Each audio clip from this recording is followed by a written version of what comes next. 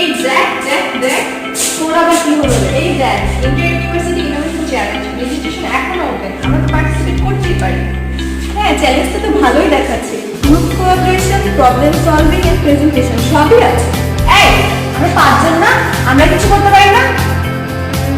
কিন্তু আমাদের গ্রুপে তো কোনো ছেলে নাই রে, কোনো ছেলে ছেলেকে আমরা প্রপারলি গ্রুপটা লিড করতে পারবো? কারণ দেখ এরকম বড় কম্পিটিশনে সাধারণত ছেলেরাই লিডার হয়।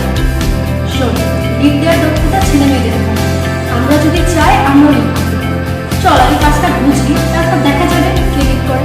আর প্রথম থাকতো প্রবলেম অ্যানালাইসিস। চল আইডিয়া খুঁজে বের করি। কিন্তু লিড কে করবে? এরকম কম্পিটিশনে তো প্রেজেন্টেশন, রোল ডিস্ট্রিবিউশন ছাড়া প্রপারলি আগানো সম্ভব হবে না।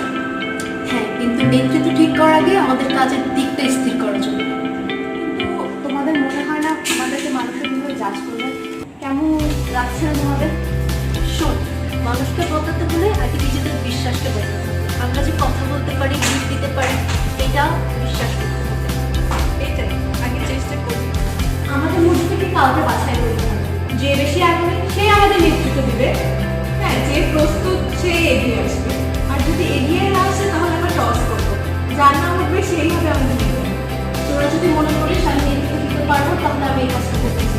কিন্তু মনে রাখিস, আমি একা না, আমরা একটা টিম।